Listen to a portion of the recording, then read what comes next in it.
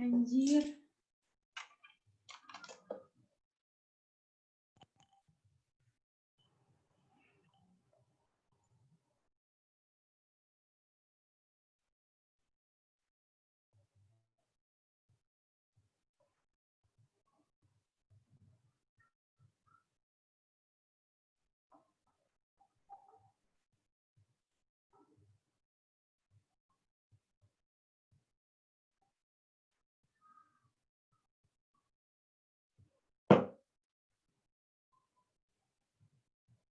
Halo?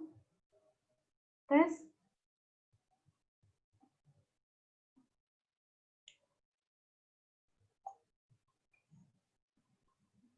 Halo?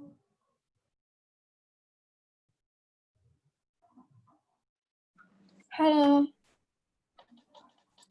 Oke. Teman-teman sudah siap ya? Kita bisa mulai.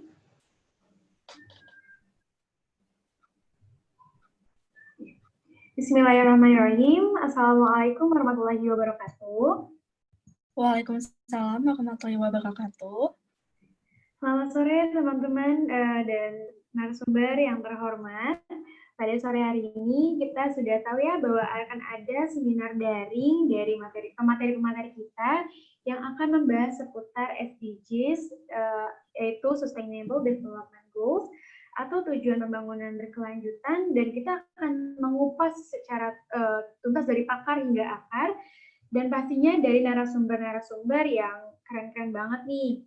Nah, untuk pemateri yang pertama, kita bisa panggil beliau Kak Arfiana Maulina. Halo Kak, bisa sapa teman-teman semua. Halo, terima kasih sudah bergabung hari ini. Terima kasih kembali Kak. Aku akan membaca sedikit ya CV dari Kak Arfiana Maulina. Nah, beliau bernama Kak Arfiana Maulina dan memiliki riwayat pendidikan yaitu SMP Negeri 74 Jakarta tahun 2016-2018, SMA Negeri 36 Jakarta, lalu University of Eastern di Finland pada tahun 2000. Mohon maaf sebentar ya Kak.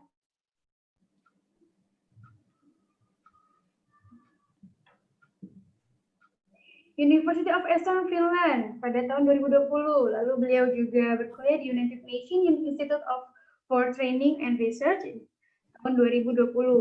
Selain itu, beliau juga aktif di berbagai organisasi dan saya akan bacakan juga beberapa pengalaman dari Kak Arfi. Di antaranya beliau merupakan seorang presiden dari THIRST Project Indonesia tahun 2020. Lalu beliau juga delegasi dari International Moon 2020, content creator di International Legal League 2020, marketing officer di FedUp, ambassador FedUp juga. Wow, keren banget ya Kak Arfiana. Nah, kita juga bisa tahu bahwa Kak Arfiana ini memiliki banyak sekali prestasi-prestasi, diantaranya pemenang Indonesia Debat Competition Alkafest 2018, lalu Six Best Team is Jakarta Indonesia Debat Competition atau LDBI tahun 2018, Fifth Rank in East Jakarta Student Research Competition 2019, Finalis History Week National Easy Competition BKMS UGM, Runner-up Kulon Cool School Flow Competition 2019, Second Best Team High School Indonesian Debat Competition 2020, Winner the Best Design in Gigi Ramadan Digital Campaign 2020, Winner the Best Program in Digital Campaign Gigi Ramadan 2020, dan Delegate and Cultural Performer in Asia Youth International Model United Nations 2020. Wah, keren banget ya Kak Arfiana. Nah teman-teman, kita akan mengetahui materi kali ini dari Kak Arfiana.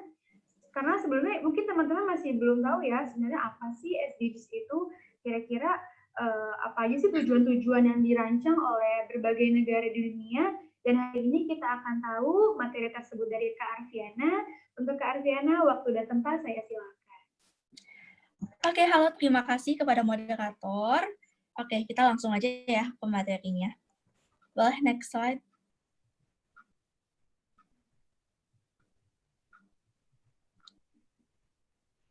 Nah, oke teman-teman. Jadi kalau kita lihat di sini, pengertian SDGs itu apa sih? SDGs itu kan Sustainable Development Goals nih bahasa Inggrisnya. Nah, kalau bahasa Indonesianya itu tujuan pembangunan yang berkelanjutan dan telah disahkan oleh 193 kepala negara di tahun 2015. Next.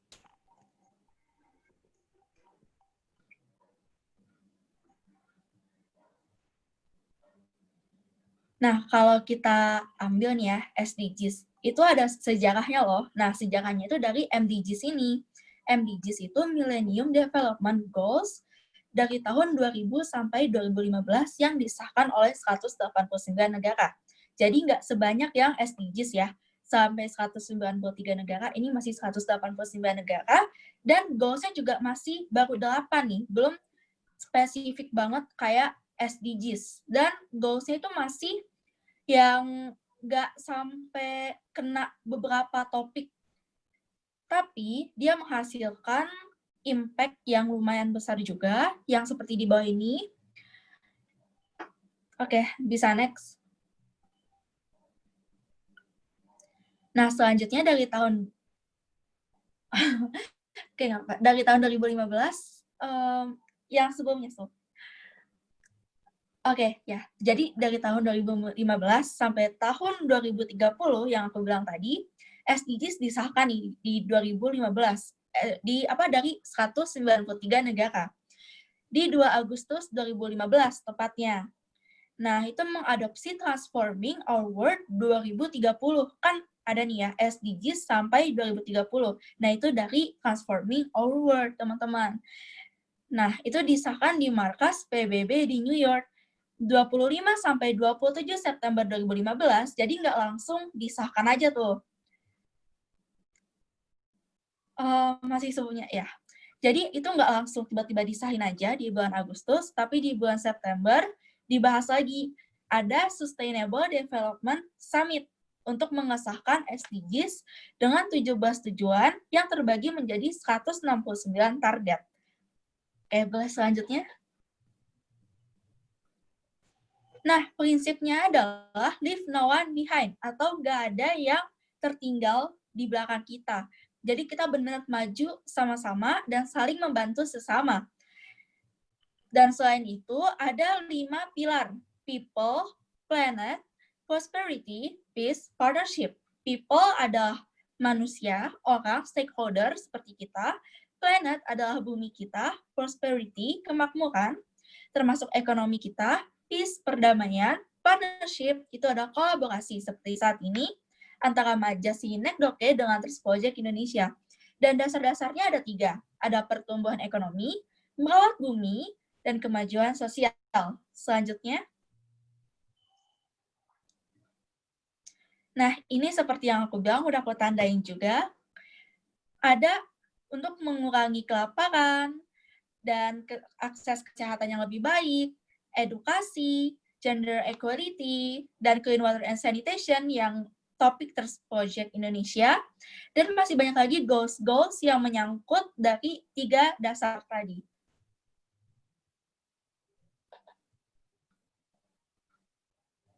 Boleh next, Kak.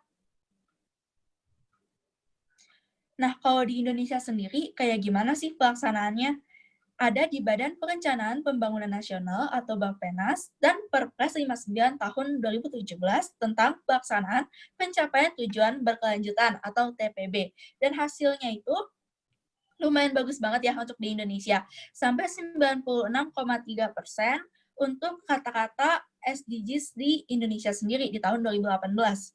Dan stakeholder untuk menjalankan SDGs ini adalah pemerintah, swasta, akademisi seperti pelajar, dosen, guru, media untuk menyebarluaskan informasi dan raising awareness tentang SDGs, dan masyarakat sipil seperti kita sebagai individual yang sama-sama seperti untuk menghemat listrik, membuang sampah pada tempatnya, dan untuk faktor pendukungnya adalah data, informasi, sosialisasi, kebijakan, dan pengawasan.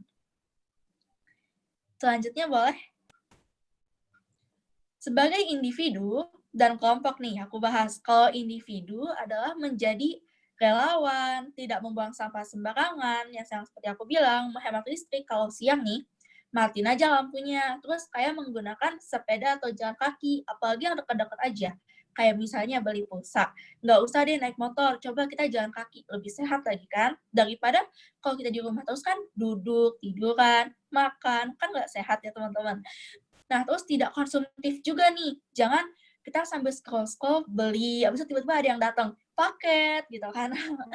Dan itu bahaya banget, itu bisa mencemarkan bumi kita. Seperti fast fashion, yang branded-branded itu mahal-mahal itu sebenarnya bisa mencemarkan bumi kita. Dan banyak banget ya tentang kesejahteraan mereka yang kurang bagus dan berbagai isu lainnya. Dan mendingan juga thrift shop deh. Thrift shop itu murah terus kayak lebih fashionable gitu. Dan untuk yang kelompok adalah membuat program kerja yang mendukung SDGs, seperti beberapa organisasi lingkungan, organisasi masyarakat, organisasi di bidang pendidikan, dan organisasi di bidang lainnya, non-profit maupun non-governmental organization, dan melakukan sosialisasi terhadap SDGs itu sendiri, dan mengajak masyarakat untuk ikut dalam kampanye lingkungan yang dibuat, termasuk seperti webinar yang membahas tentang SDGs seperti ini, itu bagus juga loh teman-teman. Okay, next.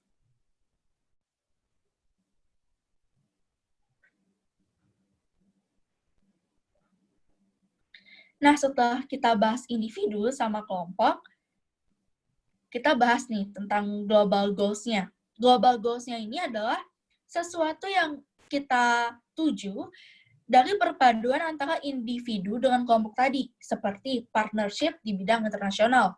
Bisa aja kita kolaborasi dengan PBB atau kolaborasi dengan organisasi yang di luar negeri. Kita juga bisa ikut dalam kegiatan UN SDGs, kita bisa menjadi volunteer internasional di UN Volunteer, dan membahas isu SDGs di kelompok internasional, seperti coba aja ikut-ikut event internasional.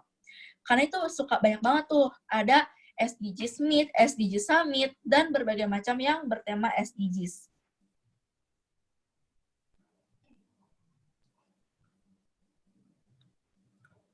Oke, boleh next.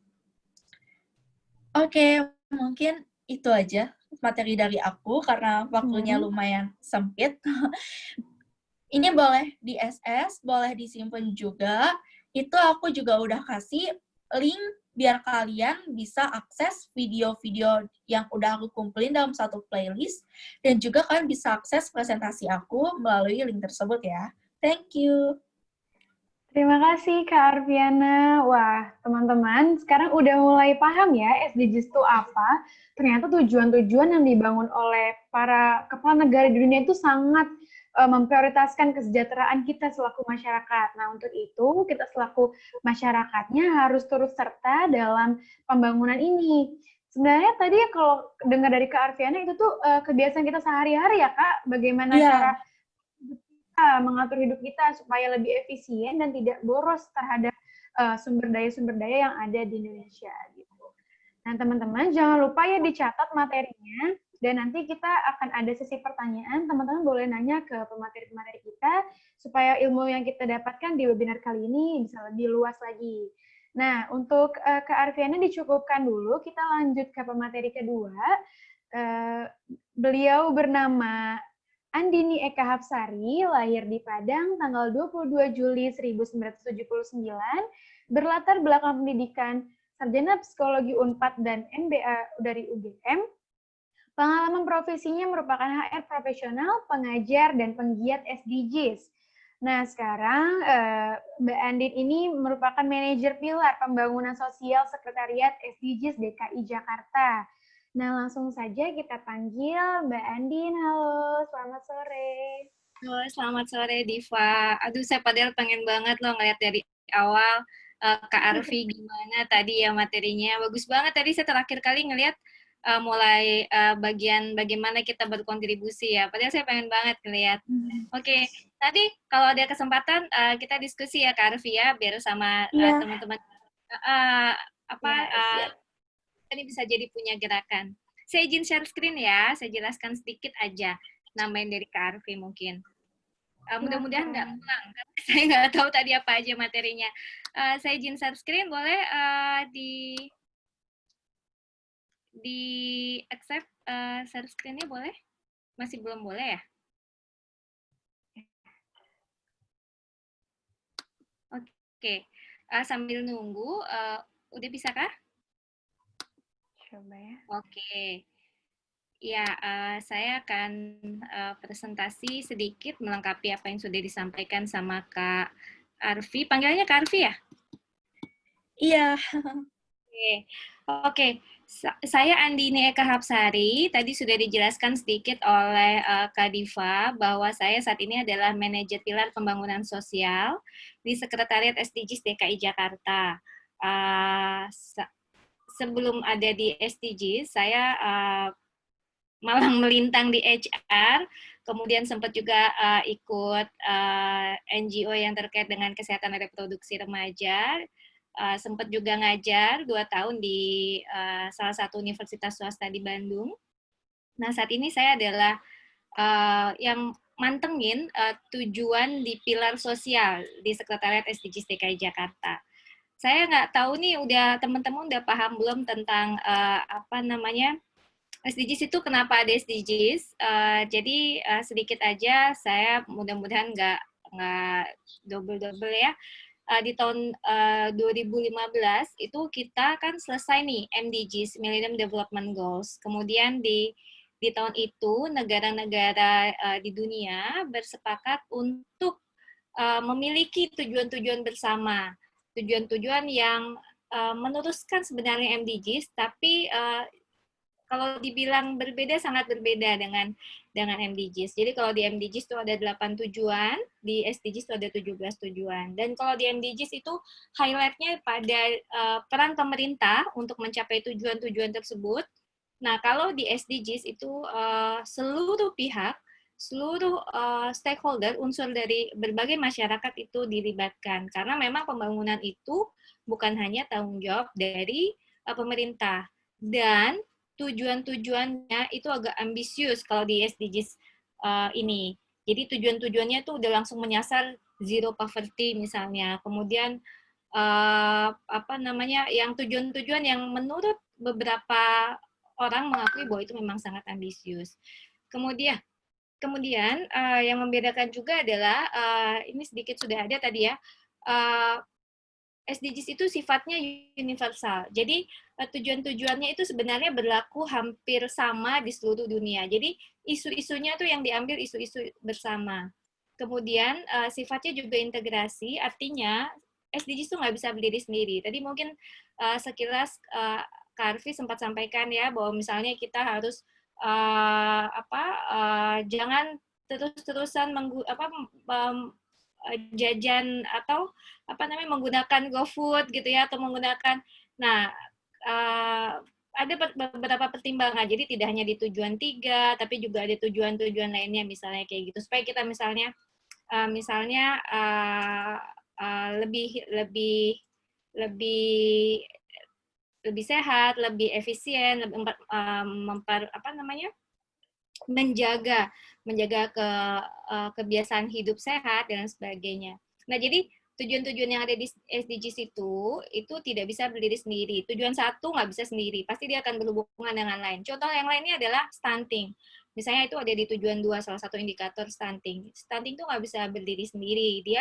Dia terkait dengan bagaimana air bersih, bagaimana remaja putri ini yang suka diet-diet gitu ya, itu tercukupi nutrisinya, sehingga ketika nanti misalnya saatnya dia menikah dan hamil itu sudah siap gitu ya.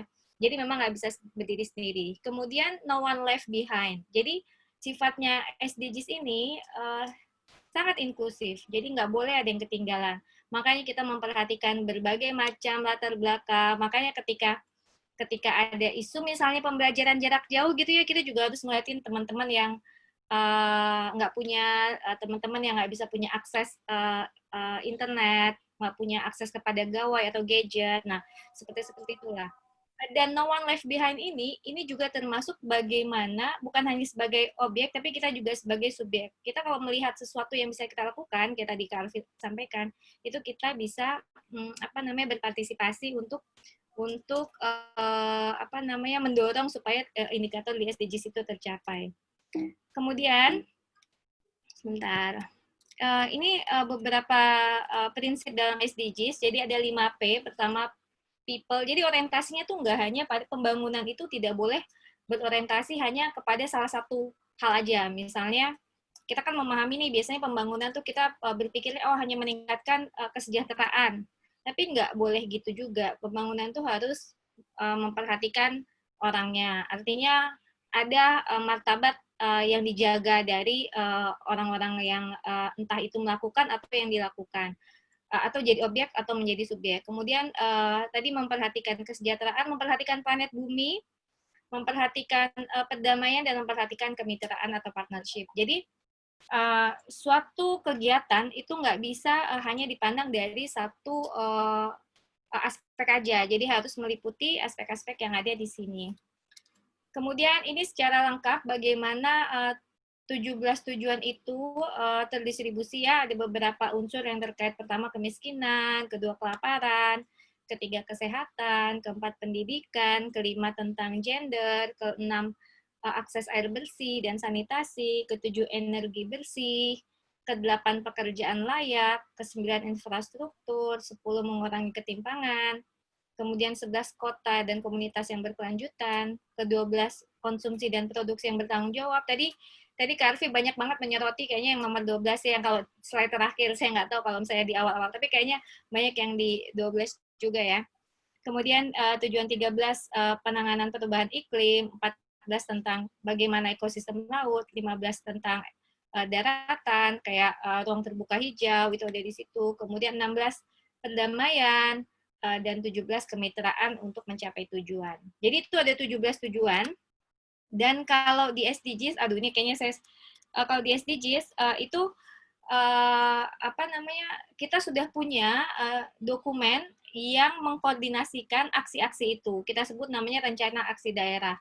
Dan itu sudah ditetapkan oleh gubernur melalui peraturan gubernur nomor 156 tahun 2018, dan di dalam rencana aksi daerah itu dilibatkan seluruh aspek masyarakat, seperti perwakilannya gitu ya, seperti dunia usaha, perusahaan-perusahaan swasta, filantropi, kemudian organisasi masyarakat, kemudian akademisi gitu, dan juga unsur masyarakat lainnya. Nah, kalau tadi RAD itu ada pergubnya, peraturan gubernur. Nah, untuk koordinator pelaksanaan SDGs itu ada Kepgubnya, keputusan gubernur tahun 2018 juga, nomor 1920. Jadi, siapa yang jadi koordinator pelaksana itu adalah Kepala Bapeda, dan Dewan Pengarahnya itu dipimpin oleh gubernur. Dan kami di sekretariat itu bertugas untuk menjadi sekretariat atas pelaksanaan aktivitas pemantauan, kemudian pengarus utamaan SDGs di Provinsi DKI Jakarta. Jadi kami tidak hanya bersentuhan dengan aktor pemerintah, tapi juga aktor-aktor non-pemerintah yang ada dan berkomitmen untuk menyelenggarakan SDGs di Jakarta. Ini kalau SDGs itu sebentar, saya ini kayaknya kelewat. Oke, nanti saya balik lagi ke slide yang sebelumnya. Ini urutannya agak beda. Jadi kalau SDGs, kalau bahasa Indonesianya itu di Perpres itu disebut tujuan pembangunan berkelanjutan. Nah, itu kalau di global berdasarkan dari UN Stats, indikatornya itu ada 247. Jadi indikator SDGs ini disesuaikan dengan kondisi bagaimana di wilayah atau negara masing-masing. Jadi kalau untuk tujuan, itu tujuan sama. Jadi tujuan 17-nya sama. Makanya tadi disampaikan bahwa 17 tujuan itu dimiliki atau menjadi isu bersama. Namun untuk indikator itu dapat disesuaikan tergantung bagaimana kondisi di negara atau lokasi tersebut. Nah, kalau di nasional indikatornya itu ada 319 dan di DKI Jakarta ada 253. Indikator-indikator ini bersifat dinamis, teman-teman, karena tergantung bagaimana kebutuhan dari suatu wilayah atau suatu negara. Kemudian dari 253 indikator yang ada di DKI Jakarta itu kemudian terbagi atas 4 pilar. Jadi masing-masing indikator dan tujuan itu kemudian dibagi-bagi, ada pilar sosial, ada pilar ekonomi, ada pilar lingkungan, dan pilar hukum dan tata kelola. Kalau pilar sosial itu ada 98 indikator, pilar ekonomi itu ada 57 indikator, pilar lingkungan 67, dan pilar hukum dan tata kelola ada 31 indikator. Nah, kurang lebihnya nih saya sampaikan, ini breakdown dari masing-masing tujuan ke dalam indikator. Jadi contohnya kayak pilar pembangunan sosial, itu tujuan 1 tuh ada 5 target dan ada 25 indikator, dan seterusnya. Jadi masing-masing target tuh ada indikator-indikatornya. Yang banyak memang pilar sosial ya, yang paling banyak indikatornya, karena memang langsung terkait dengan isu-isu yang ada di masyarakat. Ini kalau yang dimaksud dengan tadi saya sempat menjelaskan ya bahwa sebenarnya SDGs itu nggak hanya terkait dengan pemerintah. SDGs itu juga terdiri dari berbagai stakeholder atau pemangku kepentingan. Nah, termasuk juga non pemerintah. Nah, ini beberapa peran yang bisa dilakukan dari masing-masing stakeholder atau pemangku kepentingan. Misalnya nih, akademisi atau pakar itu fungsinya atau perannya itu bagaimana sih mereka ketika dalam SDGs ini. Terus ya mereka yang di akademisi bisa melakukan peran-peran seperti peningkatan kapasitas. Misalnya melakukan, ya mungkin teman-teman yang kuliah kan sekarang udah ada materi SDGs ya. Nah, jadi itu salah satu misalnya peran akademisi memasukkan materi SDGs dalam perkuliahan. Kemudian meningkatkan kapasitas mahasiswa untuk lebih memahami atau kemudian melakukan misalnya pemantauan atau evaluasi. Misalnya nih, tentu teman-teman orang dengan background akademisi tentu punya keilmuan yang memungkinkan untuk melakukan misalnya penelitian, kemudian eksperimen dan sebagainya. Kemudian juga termasuk policy research. Jadi misalnya menganalisis bagaimana suatu kebijakan itu berpengaruh terhadap SDGs misalnya. Itu sebagian dari peran-peran akademisi atau pakar. Demikian juga peran-peran unsur masyarakat lainnya. Ini saya waktunya sampai jam berapa ya, Kak Diva? Sampai 16.30, Ibu. Oke, 16.30 tuh udah sama tanya jawab apa belum ya? Belum, materi aja. Oh, materi aja, oke. Ya, jadi tadi kembali lagi saya sampaikan, kalau fungsi, misalnya nih, pemerintah fungsinya apa sih? Ya, pemerintah kan regulator ya, jadi misalnya menyusun kebijakan, melakukan sosialisasi kepada masyarakat, melakukan monitoring evaluasi, pelaporan, kemudian membiayai pembangunan, walaupun memang kapasitas pemerintah untuk menyelenggarakan pembangunan, membiayai pembangunan itu sebenarnya nggak tinggi. Kalau ada teman-teman di sini yang hadir di SDGs Summit tahun lalu, itu disampaikan dari Kementerian Bappenas bahwa sebenarnya kapasitas pemerintah itu hanya paling sekitar 30% aja dalam penyelenggaraan pembangunan gitu ya, pembiayaannya. Apalagi lagi COVID begini gitu ya, mungkin akan lebih kecil lagi karena ada kontraksi anggaran di beberapa provinsi dan bahkan di negara kita. Nah, kemudian untuk filantropi dan pelaku usaha itu perannya bisa untuk melakukan advokasi kepada kemudian dari filantropi ya kepada pelaku usaha, kemudian melakukan peningkatan kapasitas dan terutama mungkin dukungan pendanaan. Karena beberapa perusahaan kan ada anggaran CSR-nya yang kemudian di-linkage dengan SDGs. Nah, untuk peran media, organisasi masyarakat sipil atau unsur masyarakat lainnya itu bisa dengan melakukan membantu pun bisa melakukan pembangunan, kemudian yang terkait dengan SDGs, memonitoring pelaksanaan. dan lain sebagainya. Kemudian ini sebenarnya saya akan sampaikan sedikit tentang bagaimana kita tuh sebenarnya SDGs itu kan banyak yang belum paham juga ya bahwa SDGs itu sebenarnya dipantau nggak sih gitu, dievaluasi nggak sih? Sebenarnya iya, memang dipantau dan dievaluasi. Sebelum sini saya coba ininya dulu, apa namanya, sorry. Nah, jadi laporan TPB atau SDGs Provinsi DKI Jakarta yang diwajibkan oleh yang diminta oleh Kementerian PPN Bappenas itu adalah 2 jenis laporan. Jadi kita memberikan laporan pemantauan sama laporan evaluasi. Laporan pemantauan itu 6 bulanan. Jadi mengamati perkembangan nih dari waktu ke waktu, kira-kira kita akan bisa capai nggak sih di akhir tahun ini gitu ya. Kemudian mengidentifikasi serta mengantisipasi permasalahan yang timbul dan akan timbul. Ini akan ada cerita menarik di laporan pemantauan, nanti akan saya sampaikan. Kemudian yang kedua adalah laporan evaluasi. Bagaimana kita bisa mencapai target SDGs di tahun itu. Nah, memang ini yang memfasilitasi untuk pembuatan ini adalah pemerintah. Tapi ini adalah laporan semua pihak. Jadi ini karena SDGs ini kan kita semua yang terlibat ya, bukan hanya pemerintah gitu loh. Gerakan pemuda gitu kan, teman-teman yang selama ini sudah menggunakan transportasi publik gitu dan sebagainya yang secara masif dan sebagainya.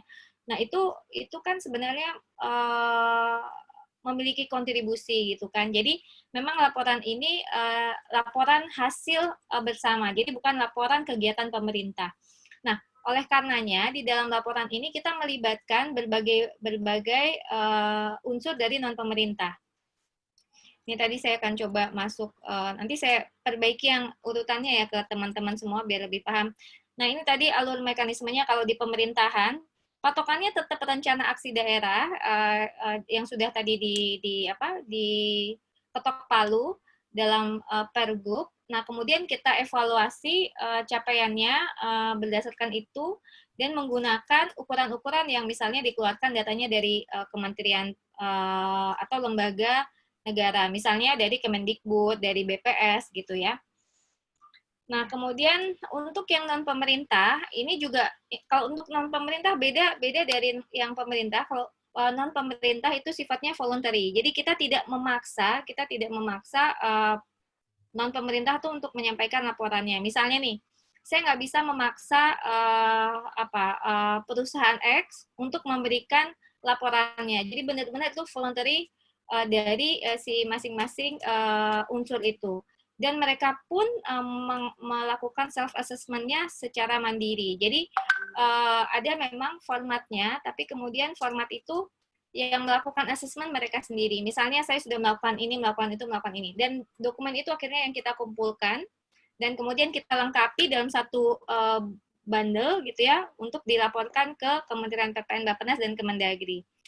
Nah, ini tahun 2019 kita sudah berhasil menyusun laporannya. Ini teman-teman bisa lihat itu tebal banget. Saya nggak mungkin kirim by WA ke Diva atau ke email. Iya benar-benar tebal banget. Jadi teman-teman bisa akses aja di sini. Jadi tuh teman-teman bisa akan melihat bagaimana kita bisa mencapai target-target atau indikator-indikator yang ada di SDGs 253 itu. Memang kendalanya adalah tidak seluruhnya dari 253 indikator itu ada ada alat ukurnya. Jadi beberapa itu nggak ada datanya gitu ya. Jadi dan itu mungkin yang harusnya jadi PR kita bersama gitu ya, karena memang pengarus utamaan SDGs ini kan juga belum bisa kita katakan 100% optimal ada di seluruh pemangku kepentingan ya. Jadi memang ini PR kita, dan saya senang sih anak-anak muda waktu dihubungi sama teman-teman Majasinek, ini bacanya Snekdoke ya? Iya, Mbak. Iya, teman-teman Majasinek saya senang banget karena ini anak-anak muda yang punya concern terhadap SDGs gitu ya. Dan saya harapannya sih teman-teman ini yang justru bisa menjadi corongnya, menjadi agent of change, mengubah masyarakat supaya perilakunya itu bisa lebih SDGs. Oke, kemudian berikutnya ini ringkasannya. Nanti ini ringkasan tahun 2019 dan saya akan sampaikan kenapa kita perlu perlu concern sekali terhadap capaian ini. Jadi contohnya nih, di tahun 2019 kita tuh di September itu kita tingkat kemiskinan tuh bisa 3,42%. Nah, di Maret, ini Maret 2020, padahal kita baru 1 bulan ya, belum sebulan juga PSBB, karena PSBB di pertengahan kan, tapi tingkat kemiskinan DKI Jakarta itu udah naik 1,11%. Dan tingkat kemiskinan yang angkanya kecil ini itu udah disebutnya tuh hardcore poverty ya, jadi udah tingkat kemiskinan yang udah kerak-keraknya, artinya yang udah angka di sini memang susah lagi bisa turun banyak itu susah, karena angkanya tuh udah di angka yang relatif sulit dikurangi lagi, walaupun effortnya luar biasa. Nah, ini banyak aspek tentunya ya, kenapa yang menyebabkan bisa kita naik 1,1%. Ini jadi kayak kembali kita di beberapa tahun mundur ke beberapa tahun mendatang. Ini baru 2 minggu atau 3 minggu PSBB, baru sebulan lah katakanlah kita kena COVID ya, dari mulai 2 Maret 2020 diinformasikan pertama kali ada penderita COVID-19 di Indonesia. Nah, bayangkan kita sudah melalui Maret, April, Mei, Juni, Juli. Nanti ada pengukuran tingkat kemiskinan lagi pada bulan September. Dan mungkin teman-teman juga concern ya, nanti kita akan masuk ke yang terkait pertumbuhan ekonomi yang di 8. Kita minus pertumbuhan ekonomi kita. Mungkin teman-teman kemarin ngelihat ya ketika BPS menyampaikan di YouTube-nya bahwa kita minus 8% gitu kan. Dan setelah bertumbuh di Q1, triwulan 1 itu positif, kemudian di triwulan 2 kita minus banget 8%, dan tingkat pengangguran banyak banget. Jadi capaian-capaian yang indah di 2019 itu jadi kayak memang jadi sejarah gitu ya. Dan kemudian rangkaian capaian lainnya ini adalah stunting. Stuntingnya kita bagus banget. Di tahun 2013 kita tuh 27,5 dan di 2018 17,7. Dan kalau menggunakan data dari Dinas Kesehatan 2019 kita stuntingnya udah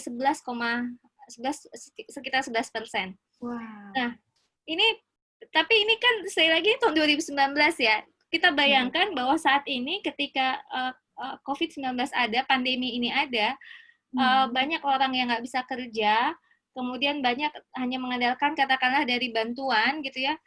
Bayangin anak-anak ini mungkin, dan ini ini 1000 hari pertama kan, jadi mulai dari anak terbentuk di dalam kandungan embrio sampai dengan dia usianya sekitar 2 tahunan, itu terancam gitu ya. Jadi bayangkan bahwa belum lagi dengan katakanlah gizi-gizi ketika anak itu udah lahir gitu ya. Nah, jadi memang ini pandemi COVID ini bikin kami ini di Sekretariat SDGs itu deg-degan, karena kami nggak berani lihat nih tahun 2020 tuh hasilnya gimana. Kami sedang melakukan pemantauan, memang pemantauan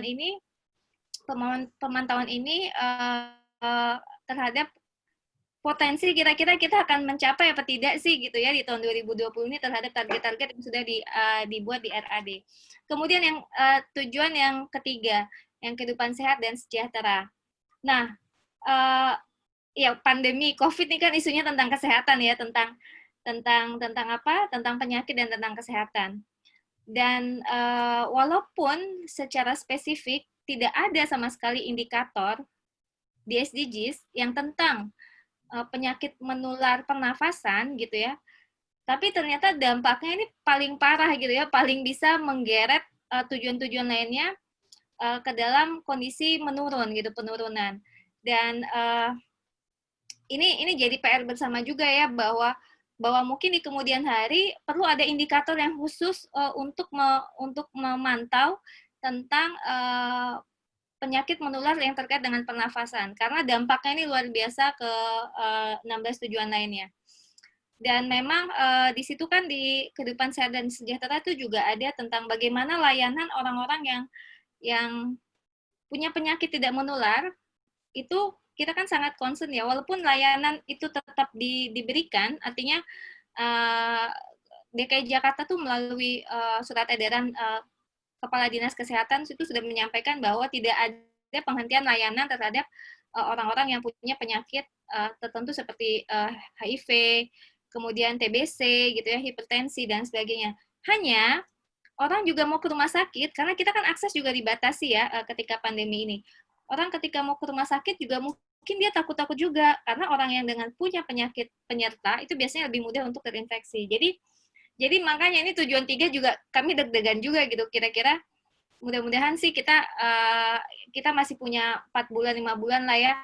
Saya sangat berharap nih teman-teman bisa jadi agent of change, bisa jadi corong lah supaya ada yang bisa kita lakukan gitu loh, walaupun kecil. Kemudian yang keempat, pendidikan berkualitas. Nah, kita melakukan pembelajaran jarak jauh. Ini kemarin ini sebenarnya kita punya peningkatan angka partisipasi kasar dan rasio angka partisipasi murni. Baik itu tingkat SD, SMP, SMA, dan perguruan tinggi. Hanya dengan mungkin nanti saya sempat mungkin teman-teman juga udah baca ya kemarin dari Pak Nadiem yang menyampaikan tentang pembelajaran jarak jauh pun itu punya potensi untuk meningkatkan putus sekolah gitu, karena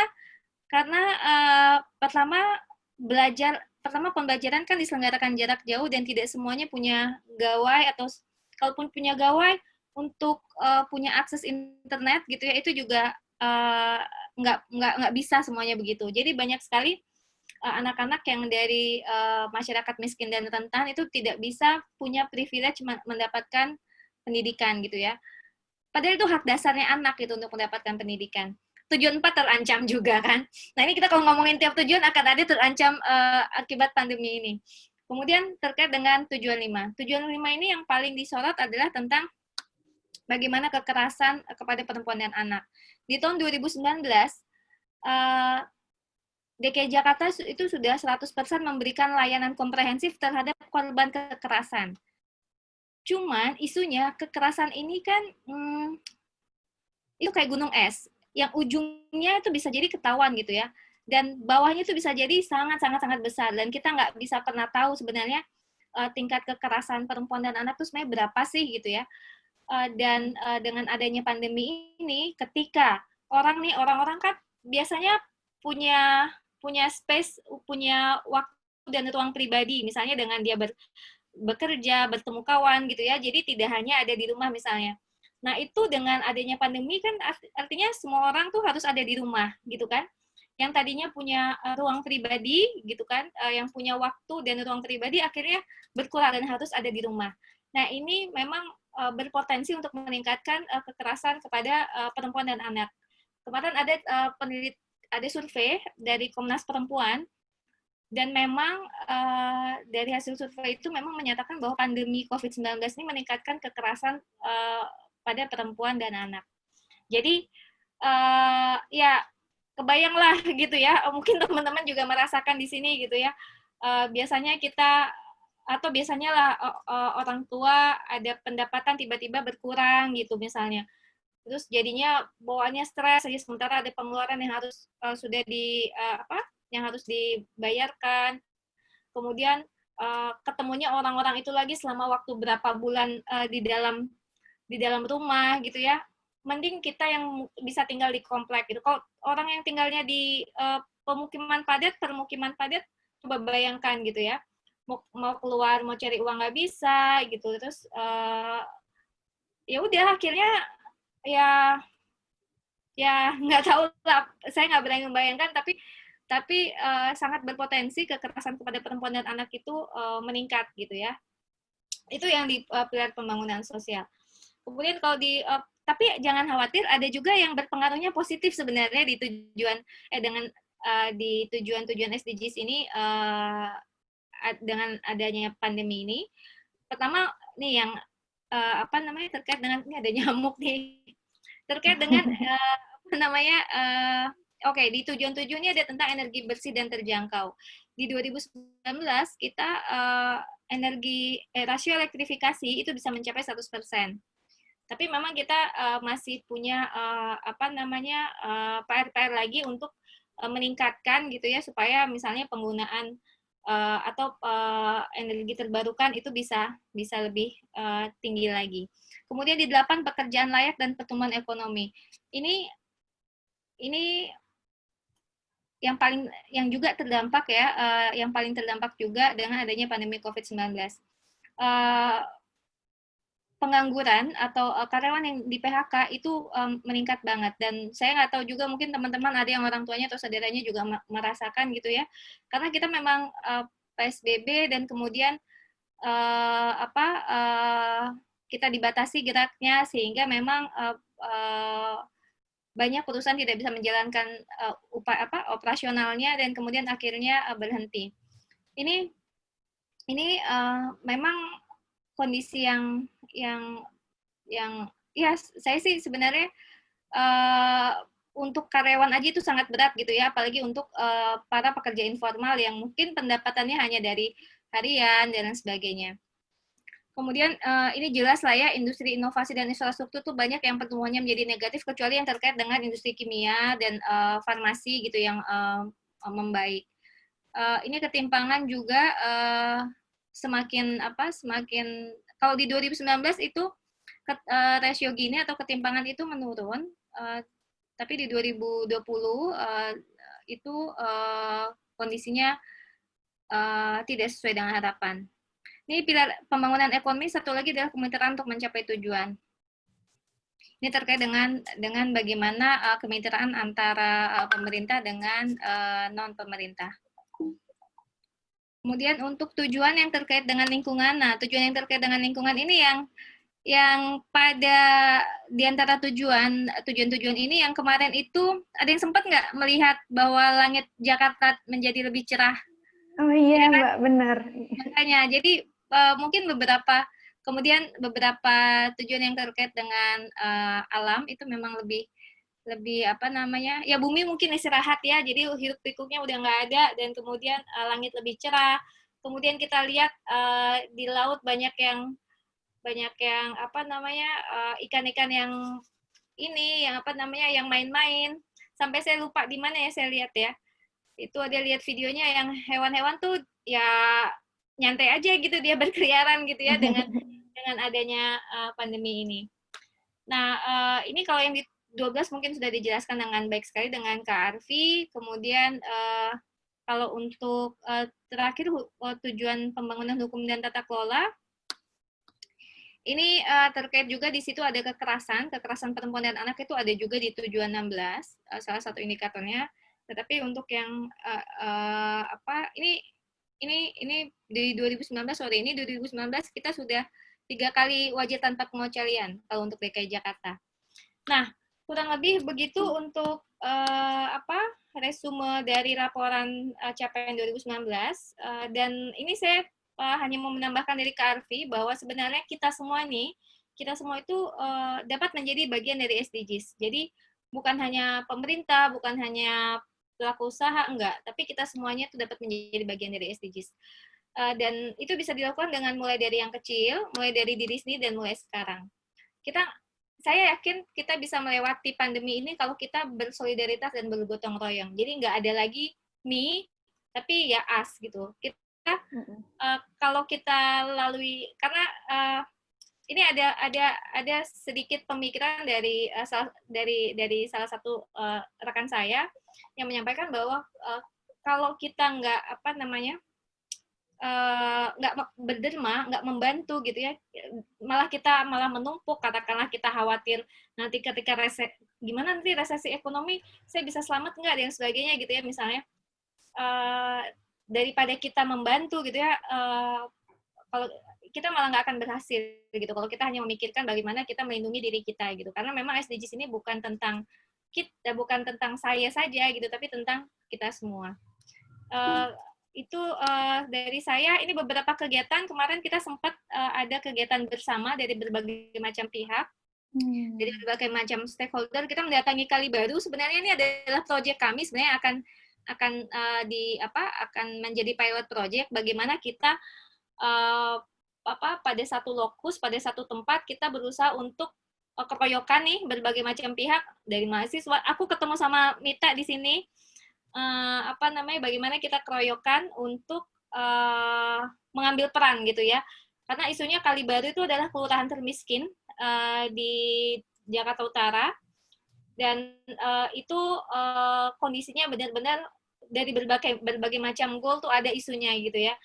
TBC ada, kemudian kemiskinan tujuan 1 ada, tujuan 2 ada, pendidikan ada anak umur 11 sama umur 7 tahun tuh nggak sekolah di dekat, ya nggak sekolah. Saya tanya kenapa nggak sekolah, nggak apa-apa gitu. Terus pas saya tanya juga ke orang tuanya kenapa nggak sekolah, ya soalnya orang di rumah orangnya banyak dan nggak kepantau gitu. Maksudnya ya udah biarin aja, jadi dia main aja gitu, nggak sekolah.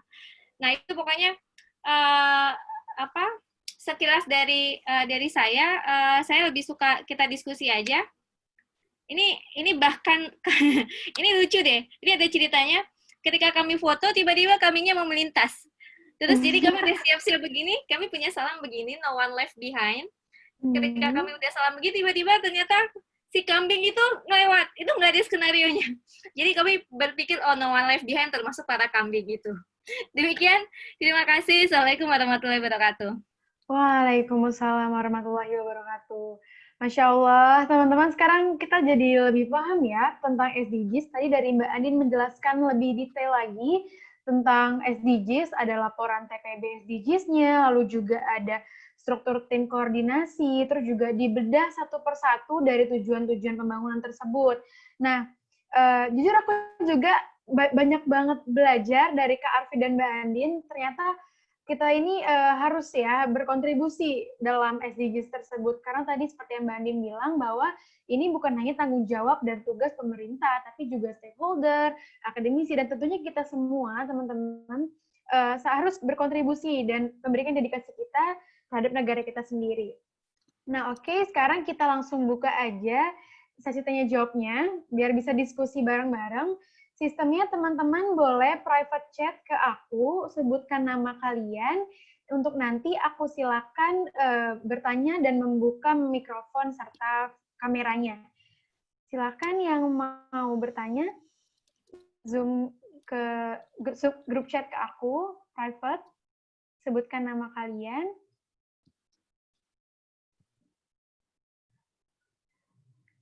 Kita tunggu ya.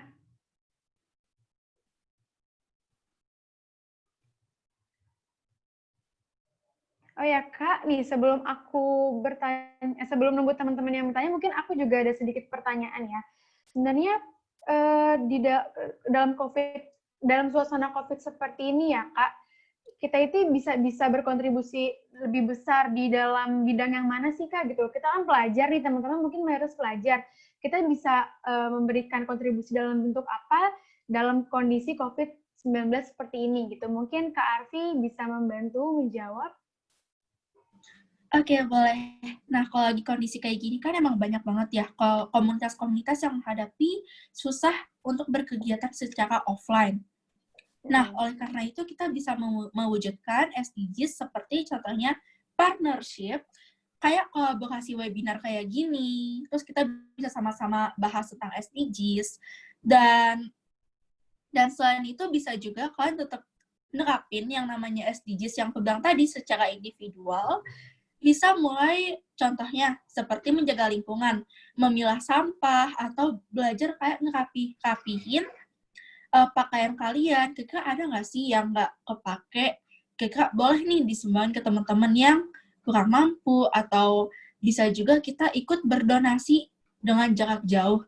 Contohnya ada di Lebanon ya, kemarin kita bisa lewat PMI yang di Lebanon gitu. Jadi banyak banget loh yang bisa kita lakuin secara online gitu teman-teman. Wah, benar banget Kak. Kita juga bisa memanfaatkan kekuatan media sosial ya, yang pengaruhnya luar biasa sekali. Nah, mungkin aku juga mau nanya nih ke Mbak Andin. Mbak, tadi kan Mbak udah turun langsung ya ke daerah yang tadi kondisi ekonominya buruk. Nah, kira-kira faktor ekonomi yang apa ya? Maksudnya faktor yang membuat mereka gitu tidak mau untuk tumbuh dan lepas dari kondisi lingkungan seperti itu tuh apa sih, Mbak? Oke, ya. Jadi sebenarnya kalau kita tadi ya ngomongin kita udah di 3% ya, itu memang agak berat dan itu udah keraknya gitu. Jadi bisa jadi itu teman-teman itu yang lansia gitu, yang udah nggak bisa lagi berdaya gitu. Kemudian teman-teman disabilitas gitu yang memang nggak bisa lagi, ya maksudnya memang kemampuannya nggak bisa lagi untuk diangkat gitu misalnya, karena mungkin ada disabilitas yang dia hidupnya hanya sendiri gitu kan. Nah itulah yang memang akhirnya kemiskinan tuh kan dua ya, kita tindak lanjutinya supaya dia terbebas, bisa dengan mengurangi pengeluarannya atau menambah pendapatannya gitu kan. Nah makanya ada untuk yang ada di tidak berdaya ini, di kelompok yang benar-benar tidak berdaya, maka bantuannya itu yang paling bisa kita lakukan kan ya bantuan pangan langsung dan lain sebagainya. Jadi itu gitu pertama. Nah sebab lainnya sebenarnya banyak, dan kemarin itu saya sempat membaca literatur sedikit tentang kemiskinan pada anak ya. Jadi anak-anak mungkin kita sempat, atau begini, teman-teman mungkin ada yang baca ya atau lihat di media sosial yang salah satu tokoh kita bilang orang tua miskin itu akan menghasilkan anak yang miskin gitu. Kalau orang miskin nikah dengan orang miskin akan membentuk suatu keluarga miskin yang baru. Harus bilang bahwa memang itu benar gitu loh. Maksudnya orang miskin ya ketika menikah dengan miskin dia akan melahirkan keluarga anak-anak yang miskin. Cuman kan bagaimana kita bisa mengangkat si kedua belah pihak yang miskin itu untuk bisa menjadi lebih nggak miskin lagi. Dan kebanyakan kemiskinan pada anak itu bikin kita jadi bayangkan ketika anak-anak itu terlahir dari keluarga miskin, kemudian dia tidak bisa mendapatkan sekolah yang baik, dia tidak bisa mengimprove kapabilitasnya, maka kemungkinan dia akan menjadi miskin lagi gitu. Dia akan berakhir mungkin menjadi anak jalanan atau misalnya, nah jadi peran teman-teman di sini sebenarnya kalau misalnya teman-teman pelajar ya, itu mungkin bisa bikin kelas gitu ya, kelas bantu. Bahkan semudah, misalnya kalau teman-teman tinggal di perkampungan, kemudian teman-teman minjamin katakanlah gawainya, gadgetnya, atau misalnya berbagi internet lah, kalau misalnya teman-teman yang tetangganya itu ada ada di kampung gitu ya, kalau misalnya saya buka wifi saya, silakan akses untuk, bahkan seperti semudah itu gitu ya, teman-teman bisa gitu loh berkontribusi. Jadi sebenarnya tadi yang peluang yang tadi disampaikan Kak Arfi, banyak sebenarnya yang bisa dilakukan gitu. Tergantung teman-teman mampunya apa gitu. Tapi lakukan, jangan nggak lakukan, itu yang penting. Terus apalagi sih gitu. Saya misalnya katakanlah, Kak saya nggak punya apa-apa nih Kak misalnya. Terus uang juga nggak punya, uang saku juga nggak punya, data juga habis mulu gitu ya. Terus iya gitu ya. Terus habis itu tadi kan kalau Afif bilang coba cari bajunya ada nggak gitu kan. Terus semudah misalnya ini saya lihat ya, semudah misalnya teman-teman tuh misalnya ngelihat, buka mata buka telinga, oh ternyata ada di tempat saya nih yang kayaknya anaknya selalu keluyuran. Terus teman-teman misalnya bisa melaporkannya ke dinas sosial, misalnya ini ada anak jalanan dan sebagainya. Semudah itu pun kontribusi gitu loh. Yang turun mungkin dinas sosial bukan teman-teman, tapi dengan teman-teman melaporkan akhirnya kan dinas sosial tahu misalnya. Terus seperti itu. Jadi sebenarnya banyak banget yang bisa dilakukan. Saya malah pengen dengar gitu ya dari teman-teman yang ada di sini, coba sampaikan gitu, kira-kira teman-teman udah ada gambaran belum sih gitu, kalau saya mau berkontribusi ini loh Kak gitu. Ada nggak sih? Saya pengen banget dengar gitu loh. Dan kita coba apresiasi setiap teman-teman yang punya upaya kontribusi itu. Coba deh Kak, saya penasaran juga gitu loh. Iya. Ini Mbak, ada yang bertanya dari Kak Farelina. kan siapapun termasuk pelajar bisa turut berkontribusi. Gimana sih caranya untuk mengajak teman-teman yang lain ikut kontribusi buat SDGs, sedangkan tidak semua sekolah memberi informasi, waktu, dan program yang terkait tentang SDGs. Nah, gimana nih Mbak? Nanti mungkin Kak Aki juga bisa bantu jawab. Ya, jadi betul. Pertama, bagaimana teman-teman bisa berkontribusi dan kemudian secara kolektif juga bisa ngajak gitu ya teman-teman yang lain. Nah, sebenarnya ya teman-teman mungkin pernah tahu Greta ya. Greta itu dia dia tuh pernah suatu saat itu dia mendapatkan penghargaan pada akhirnya gitu, karena termasuk yang disampaikan aktivis lingkungan. Dia nggak mau sekolah waktu pada suatu hari dia mogok sekolah. Terus habis itu dia mogok sekolah dan dia unjuk rasa sendiri, aksi sendiri itu, dan dia bilang gini, saya nggak mau sekolah. Buat apa saya sekolah kalau misalnya ternyata di kemudian hari bumi itu udah bukan bumi yang seperti kita tinggalin sekarang gitu. Bumi itu udah hancur gitu kan. Nah, seperti itu pun udah merupakan kontribusi gitu lah. Dan teman-teman yang di sekolah misalnya di pelajar itu banyak banget, misalnya teman-teman ya itu nggak pakai sedotan, nggak pakai aqua gelas, bawa tumbler kemana-mana gitu. Teman-teman punya PR banget loh, orang tua teman-teman yang ada di sekolah ini. Saya yakin orang tua yang generasi yang ya udahlah beli aja pakai yang gampang aja, aqua gelas gitu ya, terus habis itu aqua botol gitu ya, terus sedotan, mana mau gitu suruh bawa, apalagi orang-orang tua ya yang udahlah yang udah mungkin bisa beli sendiri gitu ya. Nah, dengan teman-teman ngomong misalnya, misalnya ini ada kakak beliin sedotan, kakak beliin tumbler, bawa deh. Terus semudah itu pun gitu ya, itu teman-teman berkontribusi. Itu yang pertama. Carilah yang semampu kita. Kemudian yang kedua, gimana sih caranya ngajak sementara teman-teman yang lain juga nggak tahu tentang SDGs apa gitu ya. Ini anak saya kan kelas 6 SD ya. Terus itu waktu dia ulang tahun, saya ngasih sedotan stainless dengan pembatas buku tentang bagaimana itu saya bikin sendiri, saya cetak ke printer, ke percetakan gitu ya, bagaimana penggunaan plastik itu bisa sangat berbahaya gitu, karena plastik itu nggak bisa diuraikan dalam jutaan, bahkan dalam puluhan jutaan tahun gitu nggak bisa terurai dengan sempurna. Nah,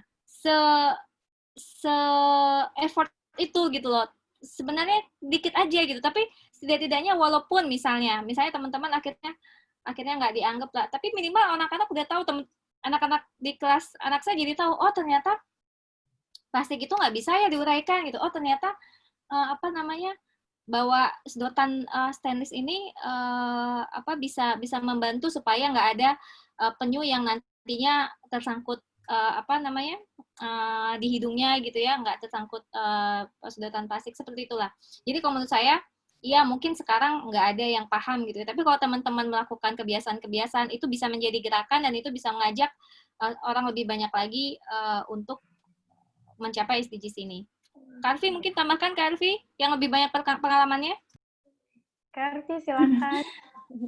Ya, kalau dari sisi pelajar sih ya, aku kan masih SMA. Jadi kalau misalnya di setiap sekolah pasti ada OSIS nih. Kalau nggak OSIS, pasti adalah kayak perkumpulan apa gitu di sekolahnya. Entah itu MPK atau apa namanya di sekolah. Mungkin bisa aja bikin event untuk di sekolahnya. Event yang gratisan aja, kayak misalnya webinar untuk sharing SDGs, atau bisa juga broadcast, atau bisa juga pas lagi ngobrol nih di grup chat, nimbrung aja, kalian tahu nggak sih SDGs itu apa?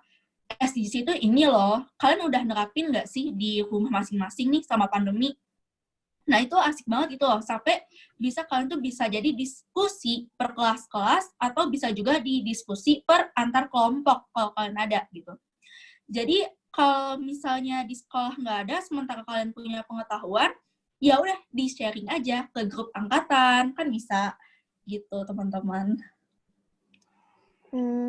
Jadi kita mulai dari diri sendiri ya untuk bisa mengajak teman-teman, mulai dari bawa tumbler, bawa stainless straw, terus juga jangan menggunakan plastik sekali pakai.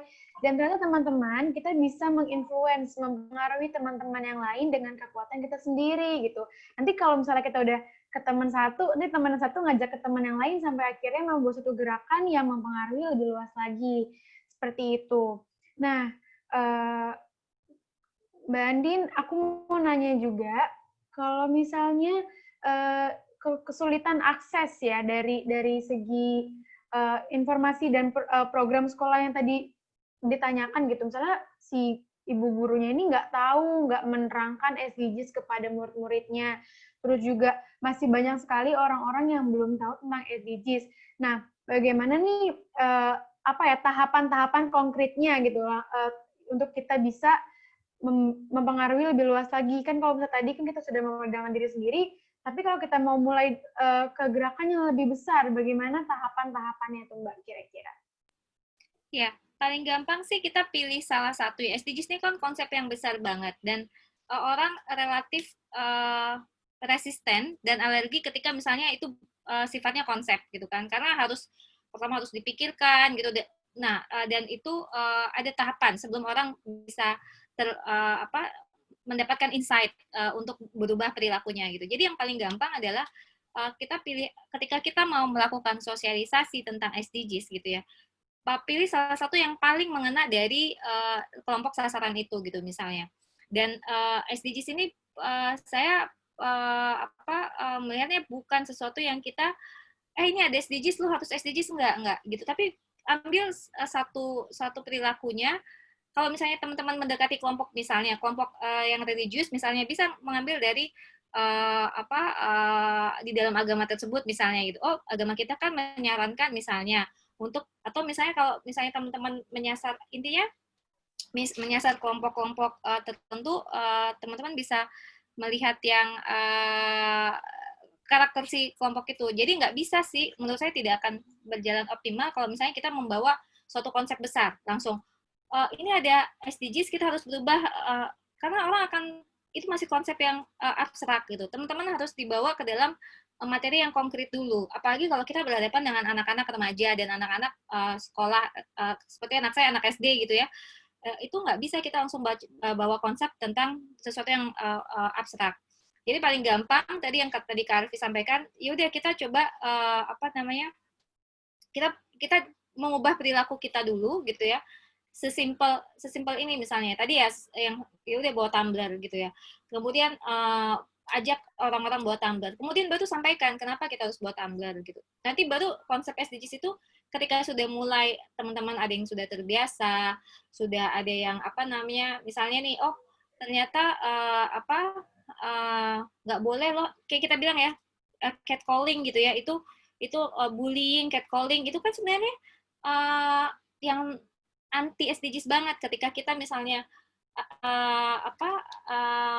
stop bullying atau stop bullying gitu ya itu kita sebenarnya udah pro karena kita sudah pro SDGs karena ada beberapa indikator SDGs juga tentang insiden bunuh diri misalnya tentang kesehatan mental gitu ya jadi memang ada jadi kalau saran saya sih ini yang freeze Kak Diva ya bukan internet saya kan ya. Jadi menurut saya sih paling gampang itu kalau kita melakukan sosialisasi atau mengarus utamakan SDGs itu lebih baik dari hal-hal yang konkret yang bisa dilakukan semua orang. Jadi baru kita akan bawa ke konsep-konsep SDGs-nya gitu. Paling gampang sih itu. Ini kakak moderator ini ya. Kak Arfi ini moderatornya lagi nggak ada ya? Iya, kayaknya lagi reconnect deh. Oke. Yang di Masamba ya Kak sedang butuh bantuan juga. Oh iya, di Masamba itu memang lagi banjir bandang ya. Dan nah itu memang maka ada sebenarnya indikator SDGs tentang bencana, tentang ketahanan bencana gitu ya. Jadi memang sesimpel ini juga yang mau saya kasih tahu. Ketahanan pangan. Teman-teman ada nggak di sini yang misalnya udah mulai bikin hidroponik, kemudian aquaponik, kemudian banyak sih ya SDGs itu ya. Jadi sebenarnya kalau mau diomongin, kalau kita hidup hidup hidup bener lah ya, sebenarnya itu udah SDGs gitu. Jadi misalnya nggak minum alkohol, nggak merokok gitu, itu salah satu juga perilaku SDGs gitu kan. Di kolamnya ada di rumahnya ada kolam ikan, ada pohon-pohon sayuran gitu, itu udah SDGs banget kayak gitu. Kak Alfi, yang paling pertama kali dilakukan saat itu untuk SDGs apa, Kak Alfi? Perilaku yang paling SDGs banget dari Kak Alfi? Yang pasti sih pendidikan ya, karena aku masih pelajar. Dan karena aku juga ada organisasi, di situ aku juga bisa menyebarkan pendidikan, yaitu untuk yang nomor 6 nih, Kak, tentang akses air bersih dan sanitasi. Jadi kita juga bisa untuk mengedukasi orang lain bagaimana sih kita itu menjaga air dan bagaimana kita bisa membangun sumber air bersih untuk kedepannya nih kalau selesai pandemi untuk offline. Gitu. Tadi udah cerita belum? Mungkin bisa cerita kali di sini tentang membangun air bersih. Nah, kalau membangun air bersih sih, kita masih baru kolaborasi sama organisasi lain. Jadi itu belum benar-benar yang dari kita sendiri. Itu kayak masih program yang jangka panjang lah, karena dananya lumayan besar kan, Kak. Jadi kalau untuk yang saat ini nih, selain pendidikan, aku juga gender equality. Kayak sekarang banyak banget ya, edukasi tentang seperti pendidikan yang catcalling, yang tadi kakak bilang, kalau catcalling itu nggak baik loh. Nah, itu asik banget nih tentang gender equality gitu. Terus kayak energi yang untuk kita menghemat energi, seperti kalau misalnya pakai air pump ya di Jakarta. Mama suka marah-marah tuh, air pumpnya jangan lama-lama. Iya, terus untuk kayak perubahan iklim, jadi menanam, karena mama juga suka nanam, ada halaman juga depan rumah, jadi bisa ikut-ikutan nanam, dan itu kayak refreshing banget loh untuk nanam gitu. Iya, setuju. Nah, itu sebenarnya sih balik lagi ya, ini kita sambil nungguin moderator ya. Jadi aku juga mau sharing sedikit, sebenarnya banyak sih, tadi Kak Alfi udah bilangin semuanya gitu ya.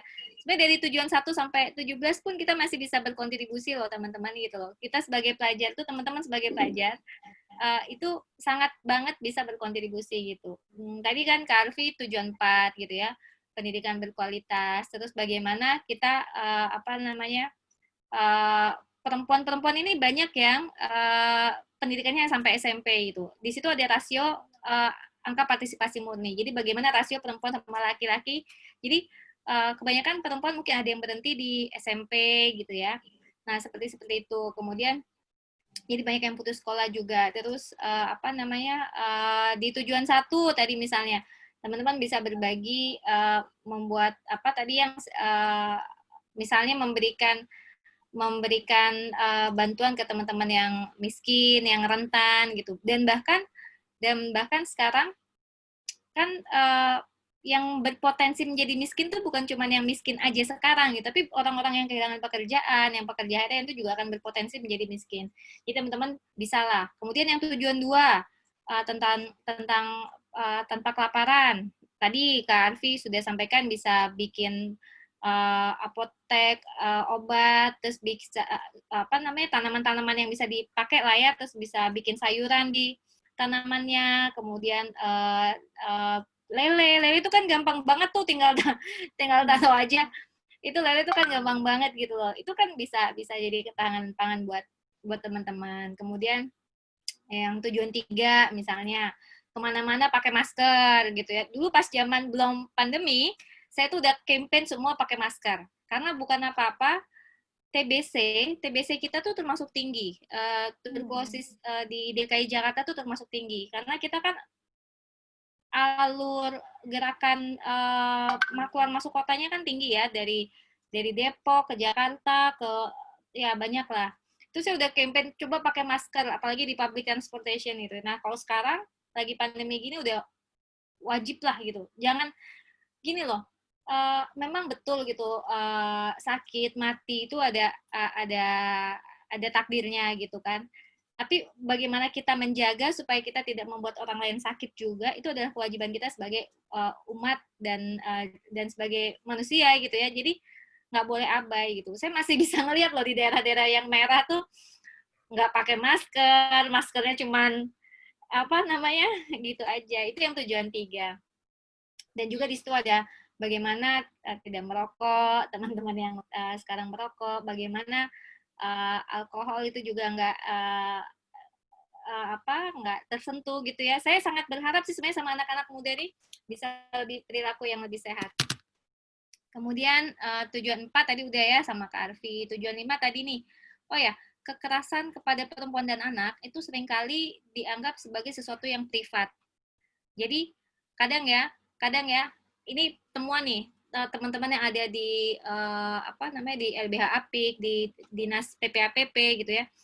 Itu tahu kadang ya, misalnya mendapat laporan dari tetangganya dan sebagainya bahwa di situ ada kekerasan. Tapi kadang-kala nggak bisa masuk karena mereka merasa ini urusan rumah tangga gitu loh. Ini urusan privat. Jadi itu sulit tersentuh. Jadi kalau teman-teman melihat ada temennya yang di sekolah tiba-tiba murung, itu salah satu indikator jangan-jangan ada terjadi sesuatu.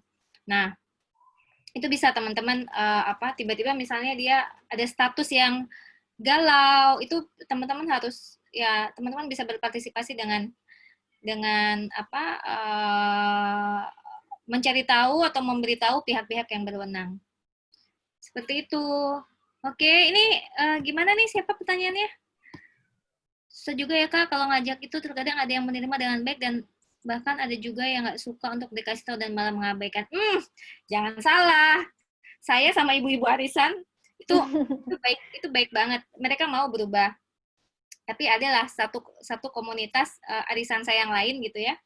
Kalau di RT saya udah ibu-ibu jadinya mainannya arisan RT itu mau kita arisan itu selalu bawa tumbler dan bawa tempat makan. Jadi makanan itu kita taruh di makanan itu kita nggak pakai lagi plastik dan styrofoam. Tapi ada di satu kelompok arisan yang lain saya bukan di sini. Itu saya sampai bilang gini, gimana kalau kita bawa tumbler dan bawa tempat makan masing-masing? Itu gini, aduh Mbak, ngerepotin aja, ngapain sih gitu. Ya, saya paham ya, kebetulan saya ikut di kelompok yang mungkin mereka berkelebihan. Jadi saya sangat paham, susah kalau diajakin gitu. Dan mikirnya, apaan sih lo gitu kan, terus sok-sok. Tapi nggak apa-apa, kalau kita nggak ngomong, kita lebih nggak, kita harus ngomong gitu. Walaupun ditolak, walaupun nggak apa-apa. Saya tetap bawa tumbler, orang-orang nggak bawa tumbler ya cuek aja gitu kan. Terus kenapa sih misalnya nih, kenapa sih kamu kok kamu jalan kaki bikin misalnya nih ya. Terus habis itu nggak apa-apa gitu kan. Ya biarin aja orang lain gitu. Yang penting teman-teman semua di sini punya niat yang sama. Saya yakin itu hanya 1-2. Kalau kebetulan aja teman-teman berhadapan dengan yang 1-2, tapi yang lainnya itu pasti akan lebih mendukung. Karena sekarang teman-teman lebih mudah sih karena dengan ada media sosial ini jadi lebih banyak orang yang lebih concern. Udah ada Kak Diva, selamat datang. Iya Mbak, tadi tiba-tiba koneksinya ada masalah. Mbak Iya. Dan Kak Arfi ini ada pertanyaan yang cukup menarik dan lebih khusus ke salah satu tujuan dari SDGs terkait RUU PKS atau penghapusan kekerasan seksual. Tadi kan di tujuan 5 ada kekerasan kepada perempuan. Nah, sekarang ini lagi rame banget pembicaraan RUU PKS yang belum disahkan juga. Dan Mbak Andin dan Kak Arfi mungkin bisa memberikan kira-kira apa sih korelasi atau hubungannya dengan SDGs di bidang tersebut gitu. Nah, teman-teman mungkin kan pengen tahu juga ya kenapa sih nggak disahkan juga, dan sedangkan semakin banyak korban dari kekerasan seksual baik yang sudah berumah tangga maupun secara umum gitu ya. Mungkin Kak Arfi dulu deh, Kak Arfi boleh membantu menjawab. Oke, kalau dari aku sendiri ya, sebenarnya aku setuju kalau disahin karena emang banyak banget kekerasan yang terjadi secara verbal ataupun fisik. Tapi emang banyak juga pertimbangan sebelum disahkan kan, seperti pertimbangan di DPR, pertimbangan lainnya. Jadi kalau aku sendiri sih mendukung, tapi kita juga tetap menghargai pertimbangan, apalagi kalau di budaya di Indonesia kan emang dari dulu laki-laki di atas ya, kayak patriarkis gitu. Nah, jadi itu emang agak susah sih di situ, di pertimbangannya juga sama kultur di Indonesianya sendiri. Dan kalau aku sih berdoa yang terbaik aja ya. Iya. Amin. Semoga segera disahkan dengan pertimbangan-pertimbangan yang tadi supaya korban-korban kita tuh merasa memiliki payung hukum ya Kak, biar terlindungi juga, terus korban-korban juga merasa dilindungi, terus pelakunya juga tidak berlaku demikian dan semakin berkurang angka kekerasan seksual. Nah, ini juga berkaitan dengan pertanyaan dari Kak Alivia kepada Mbak Andi nih, ditanyain, gimana sih Kak yang dilakukan SDGs dalam hal perlindungan terhadap korban kekerasan seksual? Silakan Mbak Andin. Oke. Ya, sebenarnya gini. eh SDGs di tujuan 5 itu sudah jelas sekali tentang bagaimana kita punya tugas untuk mengurangi prevalensi kekerasan kepada perempuan dan anak. Dan kekerasan itu bukan hanya kekerasan seksual, gitu ya, kekerasan bahkan kekerasan misalnya dia ditelantarkan, tidak diberikan misalnya seorang istri dan anak tidak diberikan nafkah gitu ya, itu sudah merupakan bentuk kekerasan gitu ya. Jadi sebenarnya di SDGs itu kita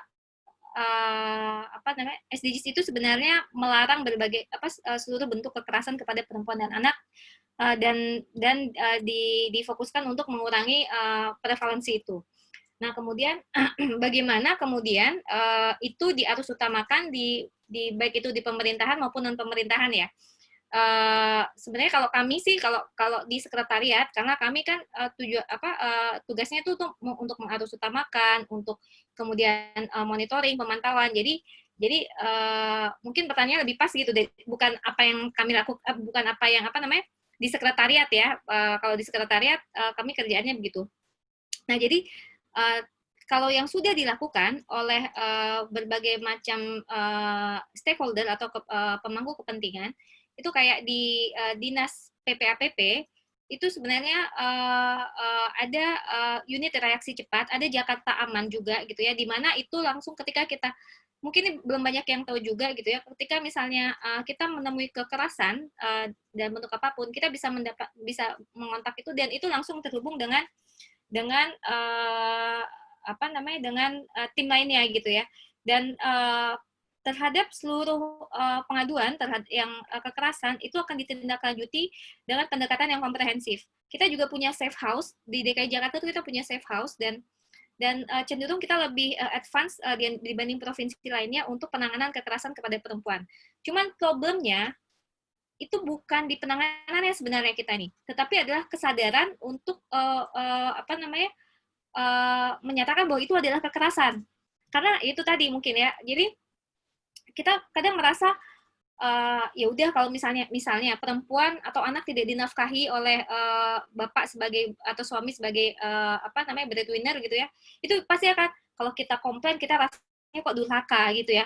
Terus nah sebenarnya malah teman-teman ini punya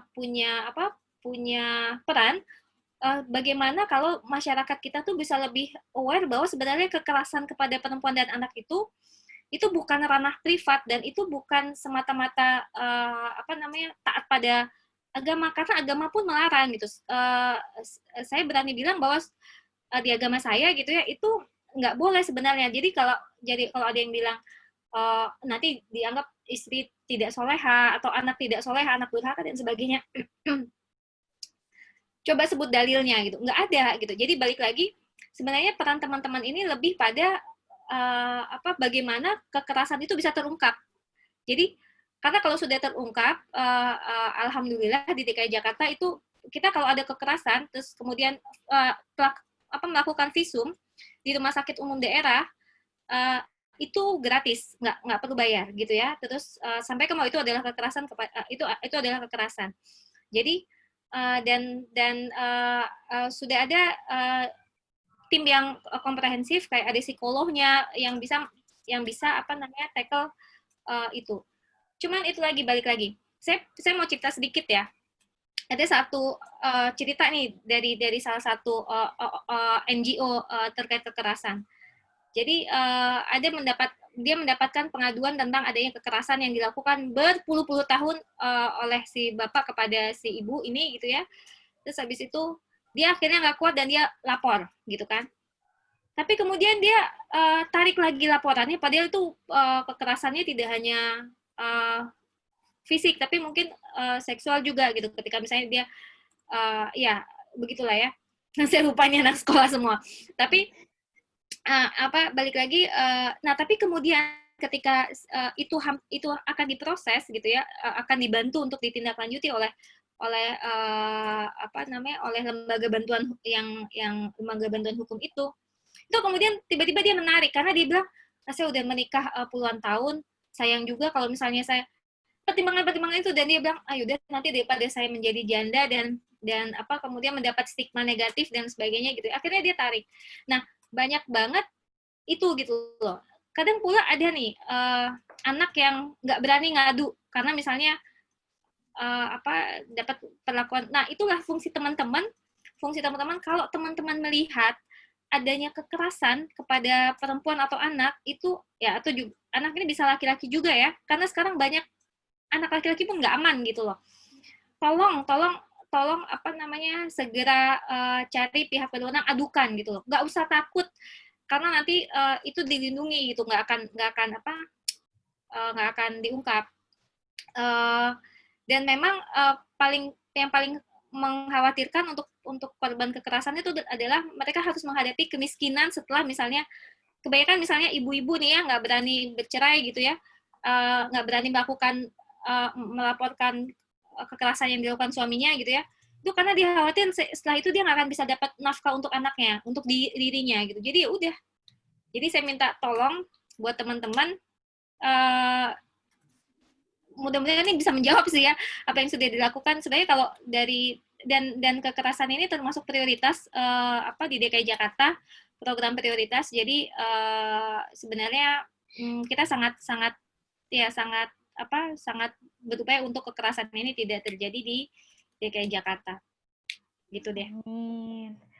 Nah, teman-teman tuh ya, kalau misalnya kita lihat ada yang mengalami kekerasan harus berani untuk melapor ke pihak-pihak yang berwenang supaya tidak terjadi hal-hal yang tidak diinginkan juga. Nah, mungkin kita juga tahu kalau misalnya kekerasan ini tidak hanya dialami oleh perempuan, tapi juga laki-laki gitu. Banyak laporan juga bahwa laki-laki mengalami kekerasan fisik maupun seksual, dan ini tidak memandang usia kita berapa gitu, dari kecil sampai orang dewasa sampai orang tua pun ada yang mengalami kekerasan tersebut. Nah, mungkin teman-teman, tadi merupakan pertanyaan terakhir sebelum kita tutup webinar kali ini, dan aku mau mengucapkan terima kasih banyak kepada teman-teman peserta seminar daring kali ini. Semoga apa-apa yang disampaikan oleh Kak Arfi, Mbak Andin dapat bermanfaat dan teman-teman aplikasikan di kehidupan sehari-hari. Tapi sebelum itu, mari kita dengarkan closing statement dari pemateri kita. Kak Arfi, silakan mau menyampaikan apa kepada teman-teman peserta seminar kali ini. Oke, pertama-tama terima kasih banget udah hadir hari ini. Dan harapan aku ke depannya, kita sebagai generasi muda yang masih SMA, SMP, kuliah, ataupun yang udah kerja, pokoknya sekarang nih generasi-generasi kita, supaya kita bisa menyebarluaskan lagi SDGs dan bisa mengimplementasikannya di kehidupan sehari-hari, bahkan kita bisa mengedukasi orang lain juga agar mereka bisa menerapkan SDGs itu sendiri. Dan yang teman-teman bisa lakukan juga sebagai komunitas yang sudah aku jelaskan, dan sebagai individu, teman-teman juga bisa ikut ke komunitas yang memang mendukung terwujudnya SDGs itu, sehingga bisa bareng-bareng sama-sama support dan sama-sama menjalankan program kerja yang ada. Oke. Terima kasih Kak Arfi. Mbak Andin, silahkan closing statement-nya untuk teman-teman semua. Ya, sebenarnya SDGs itu kan, sebenarnya saya udah di slide terakhir ya, SDGs itu bukan hanya milik satu pihak gitu. SDGs itu milik kita semua gitu, dan teman-teman bisa berkontribusi sesedikit apapun, lakukan gitu. Lakukan walaupun itu menurut teman-teman, aduh ini saya apa sih gitu ya, saya nggak bisa nyumbang, saya nggak bisa ikut di Jakarta Development Collaboration Network gitu ya, itu platform untuk kolaborasi secara besar-besar, ya ramai-ramai gitu ya, kita berkolaborasi di sana. Mungkin teman-teman nggak bisa begitu, tapi teman-teman bisa bawa tumbler, teman-teman bisa mulai makan sehat, teman-teman bisa dengan berolahraga. Nah, mulailah dari teman-teman sendiri, mulailah dari yang paling gampang menurut teman-teman gitu ya, nggak usah terbebani dengan aduh besar-besar, nggak. Mulai aja dulu, mulai, nggak usah takut, mulai aja dulu. Saya kan cuman gini Kak, saya cuman bawa, nggak apa-apa, mulai aja. Mulai dari teman-teman, mulai dari yang kecil yang paling gampang buat teman-teman dan mulainya sekarang gitu ya. Oke. Siap Mbak Andin dan Kak Arfi, terima kasih banyak, ilmunya luar biasa sekali, bermanfaat sekali. Dan teman-teman yang mau mendokumentasikan kegiatan kita, boleh banget langsung di-share di Instastory-nya, tag Instagram Majasinekdok, aku atau Mbak Andin dan Kak Arfi juga boleh di-tag, nanti kita repost. Dan aku harap teman-teman semua bisa semangat dan menyebarkan ilmu yang kalian dapat hari ini, karena teman-teman luar biasa sekali nih. Mungkin teman-teman yang lain lagi rebahan, lagi main handphone aja, tapi teman-teman mau meluangkan waktunya untuk mencari ilmu bersama pemateri-pemateri kita yang hebat ini. Kita Dari foto itu, bareng nggak ada? Ada foto bareng nggak? oh ya, boleh teman-teman boleh dibuka videonya, kameranya, nyalakan kameranya, kita screenshot dulu. Oke. Udah pada mandi kan ya kita? Ganteng-ganteng, cantik-cantiknya kenapa baru ketahuan sekarang ya? Dari tadi nggak ada mukanya. Oke, udah semuanya? Wah, masih banyak yang belum nyalain kamera. Kita tunggu dulu. Kalau di Jakarta tuh ada begini nih, salamnya, salam no one left behind. Jadi jangan sampai ada yang tertinggal. Boleh nggak saya minta yang kita salamnya begini, tangan kiri, dan kita semua no one left behind. Oke, no one left behind guys. Yang lain mau nyalain kamera? Oke, sudah semua. Siapa yang hitung? Oke, aku ya. Oke, teman-teman silakan. Udah siap semua?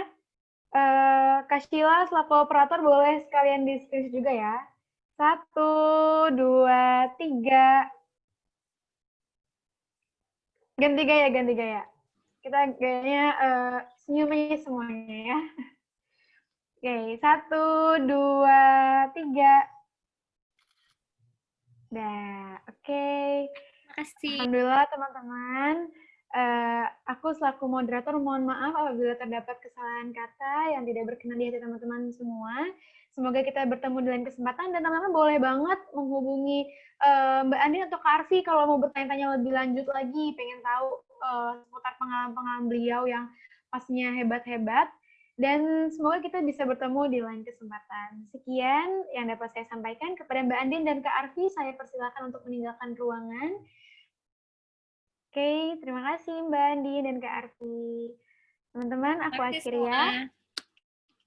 Wabillahi taufiq wal hidayah. Wassalamualaikum warahmatullahi wabarakatuh.